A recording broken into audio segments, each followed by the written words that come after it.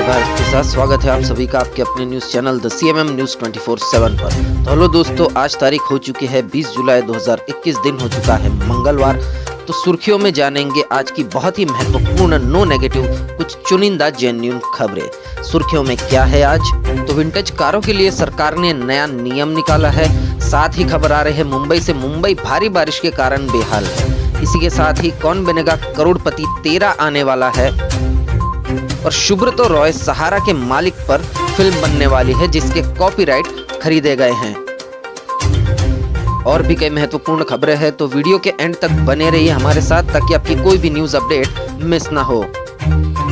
चलते पहली खबर पर। तो पहली खबर में है मोदी सरकार का नया कदम, विंटेज मोटर वाहनों के रजिस्ट्रेशन की राष्ट्रीय प्रक्रिया की तय।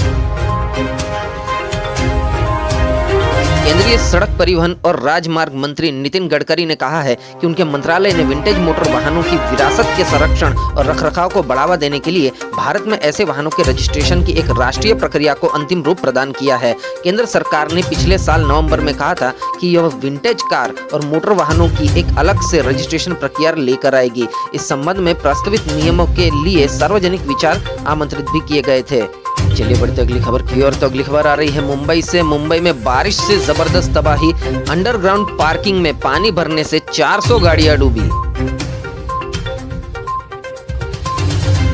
महाराष्ट्र की राजधानी मुंबई में भारी बारिश से जनजीवन अस्त व्यस्त हो गया है। यहाँ भारी बारिश की वजह से एक अंडरग्राउंड पार्किंग में पानी भर गया, जिसमें महंगी कारें, बाइकें और ऑटो रिक्शा समेत करीब 400 गाड़ियां डूब गई। उपनगरीय कांदीवली में ठाकुर कॉम्प्लेक्स में मुंबई नगर निकाय ने इस पार्किंग स्थल का निर्माण कराया था।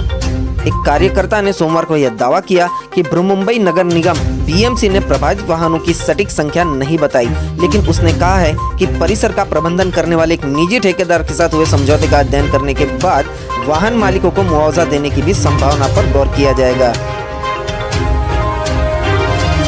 बढ़ते अगली खबर की ओर। तो अगली खबर में है पेगासस मामले पर बोले अमित शाह, देश की छवि धूमिल करने का हो रहा है प्रयास।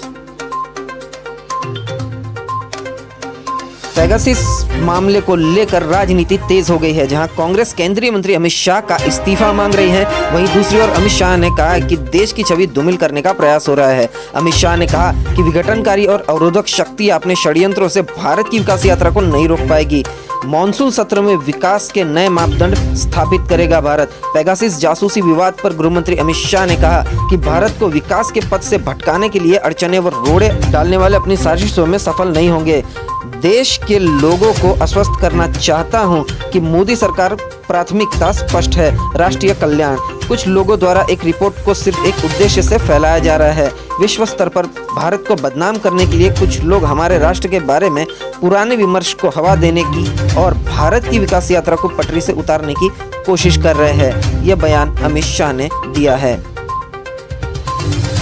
बढ़ते अगली खबर की ओर। तो अगली खबर में है देश के कई हिस्सों में भारी बारिश का अनुमान। IMD ने बताया अगले 4 दिन कैसा रहेगा मौसम।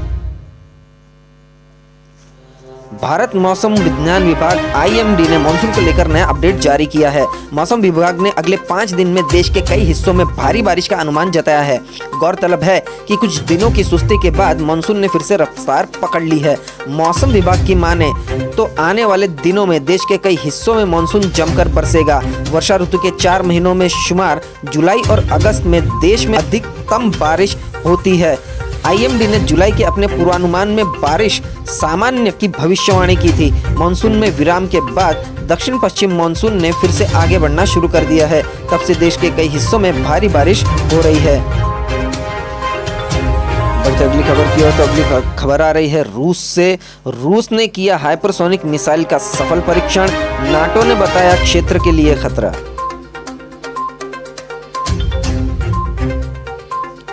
रूस की सेना ने सोमवार को एक नई हाइपरसोनिक क्रूज मिसाइल का कामयाब परीक्षण किया।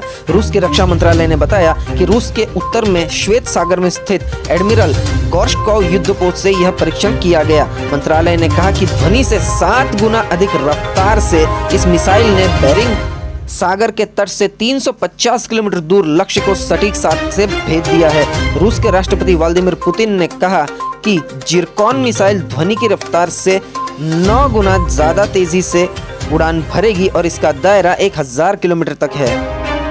तो ये काफ़ी घातक होने वाली है ये मिसाइल। रशिया ने इसका सफल परीक्षण किया है। चलिए बढ़ते अगली खबर की ओर। तो अगली खबर में है डेल्टा वेरिएंट को लेकर WHO की चेतावनी, जल्द ही विश्व स्तर पर बन जाएगा सबसे प्रमुख कोरोना का स्ट्रेन। वैश्विक स्तर पर कोरोना महामारी से उथल पुथल है। कोरोना का डेल्टा वेरिएंट विश्व के कई अन्य देशों में तेजी से फैल रहा है। विश्व स्वास्थ्य संगठन यानी वर्ल्ड हेल्थ ऑर्गेनाइजेशन ने चेतावनी देते हुए कहा है कि डेल्टा वेरिएंट 100 से अधिक देशों में फैल गया है। जिस तरह से यह फैल रहा है वह जल्द ही विश्व स्तर पर सबसे प्रमुख कोरोना का स्ट्रेन बन जाएगा। WHO की शीर्ष वैज्ञानिक व दक्षिण पूर्व एशिया की क्षेत्रीय निदेशक डॉक्टर पूनम क्षेत्रपाल ने कहा कि कोरोना का डेल्टा वेरिएंट अन्य की अपेक्षा सबसे ज्यादा तेजी से फैलता है, जो कि बेहद चिंता की बात है। इसके साथ ही उन्होंने बताया कि WHO के कोविड-19 वैक्सीन ग्लोबल एक्सेस कार्यक्रम के माध्यम से भारत की मॉडर्ना वैक्सीन की 75 लाख खुराक की पेशकश की गई है। चलिए बढ़ते अगली खबर की ओर। तो अगली खबर में है तालिबान के साथ है पाकिस्तान के 21 आतंकी संगठन, कश्मीर को लेकर भारत की सुरक्षा चिंताएं बढ़ी। तालिबान को लेकर भारत की आशंका सच साबित हो रही है। अफगानिस्तान से जो सूचनाएं आ रही है उससे यह बात का पता चलता है कि तालिबान के साथ वहां अफगानी सेना और जनता पर हमला करने वालों में पाकिस्तान की पनाह में पाए गए 21 आतंकी संगठनों के सदस्य भी बड़ी संख्या में शामिल है। अफगानिस्तान की अशरफ गनी सरकार ने इस मामले को अंतर्राष्ट्रीय स्तर पर उठाना शुरू कर दिया है। इन सूचनाओं से भारत की चिंता भी बढ़ी है, क्योंकि जिन आतंकी संगठनों के तालिबान के साथ शामिल होने की बात हो रही है वे सभी भारत विरोधी गतिविधियों में लिप्त रहे। इन संगठनों का तालिबान के साथ युद्धरत होना कश्मीर को लेकर भारत की सुरक्षा चिंताओं को भी बढ़ा रहा है। बढ़ते अगली खबर की ओर। तो अगली खबर आ रही है यूपी से। बकरीद में गोवंश व प्रतिबंधित पशु की कुर्बानी न हो, एक जगह एकत्रित न हो 50 से ज्यादा लोग, योगी आदित्यनाथ ने ये कहा है। कोरोना वायरस संक्रमण के कारण कांवड़ यात्रा को लगातार दूसरे वर्ष रद्द करने का फैसला करने वाले मुख्यमंत्री योगी आदित्यनाथ ने इस बार बकरीद पर भी सख्ती रखने का निर्देश दिया है। सीएम योगी आदित्यनाथ ने टीम के साथ समीक्षा बैठक में कहा कि प्रदेश में 21 जुलाई को किसी भी सार्वजनिक स्थल पर कुर्बानी बर्दाश्त नहीं होगी। इसके साथ ही किसी भी जगह पर 50 या इससे अधिक लोगों को एकत्रित होने नहीं दिया जाएगा। चलिए बढ़ते अगली खबर की ओर। तो अगली खबर में है दिल्ली, यूपी सहित इन राज्यों में भारी बारिश की चेतावनी। यहाँ बारिश ने मचाई है तबाही। यहाँ दोस्तों देश भर में मानसून के सक्रिय होने से कई बारिश का दौर लगातार जारी है। दिल्ली में आज सुबह से बारिश हो रही है। बारिश से लोगों को काफी राहत भी मिली है। वहीं उत्तराखंड के मांडो गांव में बादल फटने से 3 लोगों की मौत और 4 लोगों के लापता होने की भी खबर आई है। इसके साथ ही हिमाचल प्रदेश और मुंबई में भी भारी बारिश से जनधन की हानि हुई है। मौसम विभाग के पूर्वानुमान में बताया गया है कि अगले हफ्ते तक उत्तर भारत में भारी बारिश हो सकती है, जबकि पश्चिमी क्षेत्रों में 23 जुलाई तक बादल बरसेंगे। आज हरियाणा, दिल्ली सहित कई राज्यों में सुबह से तेज बारिश हो रही है। मौसम विभाग ने कहा है कि दक्षिण पश्चिम मानसून के फिर से सक्रिय होने के बाद उत्तरी क्षेत्र के सहित देश के कई हिस्सों में अगले 6-7 दिनों में भारी बारिश होगी। तो वही मानसून का सबसे ज्यादा प्रभाव दिल्ली, यूपी, बिहार, राजस्थान, हरियाणा और पंजाब के क्षेत्रों में दिखाई देगा। तो बढ़ते अगली खबर की और। अगली खबर में है LIC ने लॉन्च किया आरोग्य रक्षक हेल्थ इंश्योरेंस प्लान, मिलते हैं ये सारे फायदे। जी हाँ दोस्तों, भारतीय जीवन बीमा निगम LIC ने आरोग्य रक्षक नाम से एक हेल्थ इंश्योरेंस प्लान लॉन्च किया है। इस बीमा योजना की शुरुआत आज से हो गई है, मतलब आज से यह प्रभाव में आ गया है। यह plan non linked, non participating regular premium personal insurance plan है। इस प्लान की खास बात यह है कि अगर कोई खतरनाक बीमारी हो जाती है तो उस पर यह निश्चित लाभ देता है। साथ ही मेडिकल इमरजेंसी में पैसे की जरूरत पड़ जाए तो उस कठिन समय में परिवार वालों को इससे वित्तीय मदद भी मिल सकती है। कोई भी व्यक्ति इस प्लान के तहत अपना खुद का या परिवार में पत्नी, बच्चे, माता पिता सभी का बीमा करवा सकता है। बढ़ते अगले समाचार की तरफ। तो अगले समाचार आ रहे हैं संदीप सिंह दिखाएंगे पर्दे पर सुब्रतो रॉय की जिंदगी। लेजेंड ग्लोबल स्टूडियो ने खरीदे सहारा इंडिया परिवार के चेयरमैन की बायोपिक के राइट। जहां दोस्तों अभी बायोपिक का दौर चल रहा है, किसी न किसी सेलिब्रिटी के जीवन पर आधारित फिल्म बनती है उसे बायोपिक कहा जाता है। तो अब सहारा इंडिया के मालिक पर भी बायोपिक बनने की तैयारी है। संदीप सिंह ने इनके कॉपीराइट्स, इनकी लाइफ के बायोपिक के कॉपीराइट्स खरीद लिए हैं। जी दोस्तों, लंबे समय से सहारा इंडिया परिवार के चेयरमैन सुब्रतो रॉय की बायोपिक पर अटकलें लगाई जा रही थी। अब खबर आ रही है कि फिल्म मेकर संदीप सिंह ने सुब्रतो रॉय की बायोपिक के राइट्स खरीद लिए हैं। जिसके बाद अब संदीप जल्द ही सुब्रतो रॉय की जिंदगी को पर्दे पर उतारने वाले हैं। संदीप सिंह ने खुद भी हाल ही में इसे लेकर एक पोस्ट शेयर की है। संदीप सिंह ने अपने आधिकारिक इंस्टाग्राम अकाउंट पर तस्वीर शेयर की है। इस तस्वीर में सहारा इंडिया समूह के अध्यक्ष सुब्रतो रॉय नजर आ रहे हैं। उनके साथ ही संदीप सिंह भी है। इस तस्वीर पर लिखा है, big announcement, film maker Sandeep Singh ने सुब्रतो रॉय की बायोपिक के राइट्स खरीद लिए हैं। इस पोस्ट पर संदीप सिंह को उनके दोस्तों ने बधाई भी दी है। चलिए बढ़ते अगली खबर की ओर। तो अगली खबर में है, तालिबान के बढ़ते प्रभाव के बीच राष्ट्रपति गनी ने पाकिस्तान को सुनाई खरी खरी, पीएम मोदी को भी जमकर सराहा। जी दोस्तों, अफगानिस्तान में तालिबान के बढ़ते प्रभुत्व के बीच अफगानिस्तान के राष्ट्रपति अशरफ गनी ने भारत को अपने देश के विकास में सच्चा भागीदार और मित्र बताया है। गनी का यह बयान ऐसे समय पर आया है जब एक दिन पूर्व ही उन्होंने पाकिस्तान तालिबान संबंधों को लेकर पाकिस्तान के प्रधानमंत्री इमरान खान को खूब सुनाया था। राष्ट्रपति गनी ने प्रधानमंत्री नरेंद्र मोदी के साथ अपने संबंधों को लेकर भी बात की है। उन्होंने कहा है कि अफगान सुरक्षा बलों ने तालिबान को आगे बढ़ने से रोक दिया है। उन्होंने भारतीय पत्रकार दानिश सिद्दीकी की मौत को लेकर भी दुख जाहिर किया है। बढ़ते अगली खबर की ओर। अगली खबर आ रही है, टेलीविजन इंडस्ट्री से अमिताभ बच्चन ने शेयर किया कौन बनेगा करोड़पति 13 का प्रोमो। जानिए कब से होगा प्रसारण। बॉलीवुड का महानायक अमिताभ बच्चन का सबसे चर्चित रियलिटी शो कौन बनेगा करोड़पति 13 का सीजन जल्द ही आने वाला है। इस बारे में जानकारी खुद अमिताभ बच्चन ने दी है। अमिताभ बच्चन ने इस शो का एक मजेदार प्रोमो वीडियो शेयर किया है। इसके साथ ही उन्होंने प्रोमो वीडियो के दूसरे पार्ट का इंतजार करने के लिए भी कहा है। तो इसके बाद अभी प्रोमो का दूसरा वर्जन भी आने वाला है, दूसरा वीडियो आने वाला है। इसके बाद ही शायद कौन बनेगा करोड़पति 13 कब रिलीज होगा उसकी जानकारी दी जाएगी। बढ़ते अगली खबर की ओर। तो अगली खबर में है, हरकतों से बाज नहीं आ रहा है चीन, लद्दाख के पास बना रहा है एयरबेस। चीन अपनी हरकतों से बाज नहीं आ रहा है। एक तरफ वो लद्दाख में वास्तविक नियंत्रण रेखा यानी LAC पर टकराव वाले बिंदुओं से सैनिकों की वापसी को लेकर भारत के साथ बातचीत कर रहा है। वहीं दूसरी तरफ पूर्वी लद्दाख से सटे शिनजियांग प्रांत के शाक्चे शहर में लड़ाकू विमानों के लिए एयरबेस भी विकसित कर रहा है।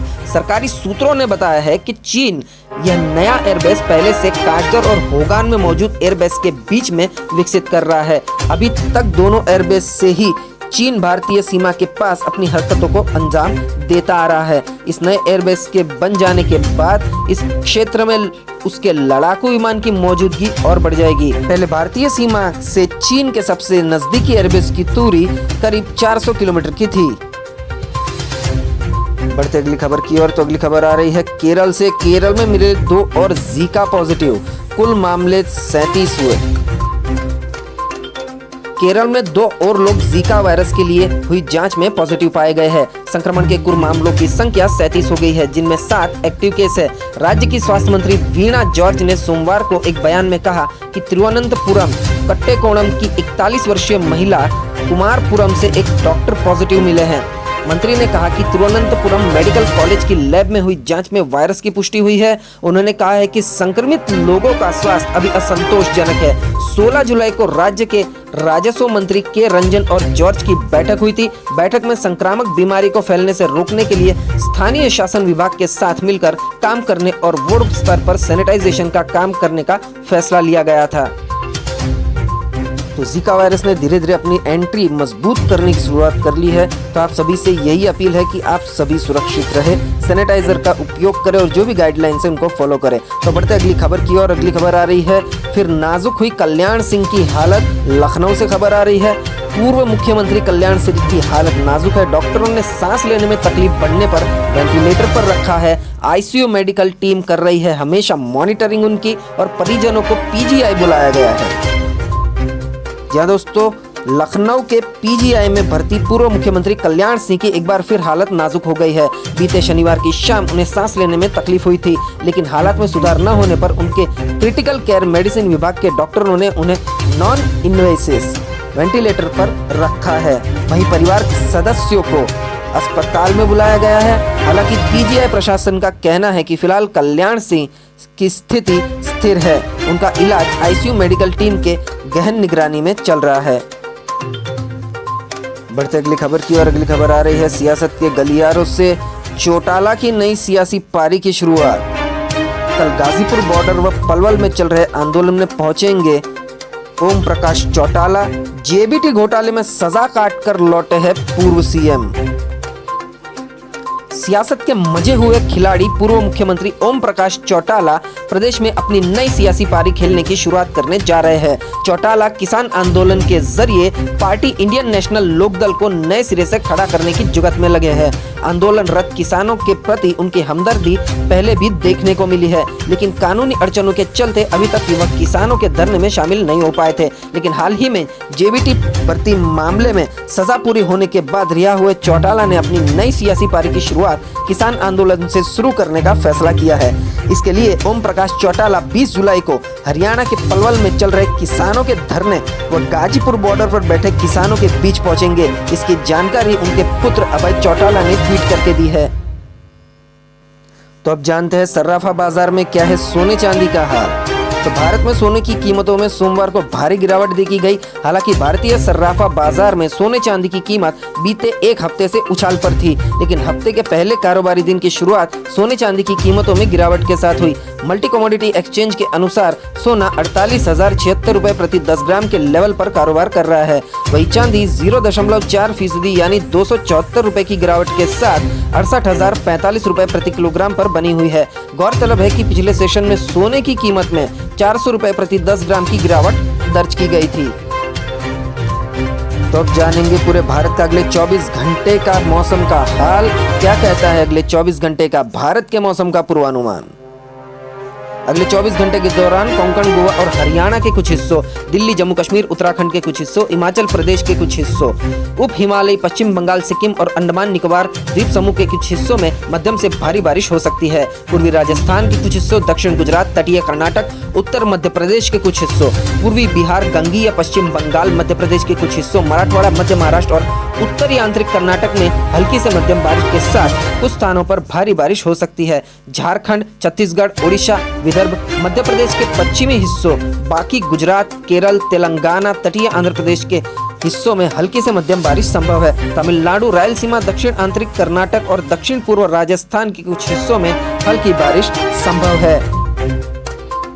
तो इसी के साथ आज के नो नेगेटिव ब्रेकिंग न्यूज और टुडे न्यूज अपडेट यहीं समाप्त होते हैं। वीडियो को पूरा देखने के लिए आप सभी का बहुत बहुत धन्यवाद। देश और दुनिया की जानकारी और पॉजिटिव खबरें देखने के लिए सब्सक्राइब कीजिए द CMM न्यूज 24/7 को और बेल आइकन को भी प्रेस कर दीजिए, ताकि हर रोज की बड़ी खबरें, बड़े समाचार सबसे पहले सुबह सुबह आपके मोबाइल पर मिल जाए। तो मिलते हैं अगले न्यूज अपडेट के साथ। आपका दिन खुशनुमा रहे। टेक केयर, गुड बाय, जय भारत।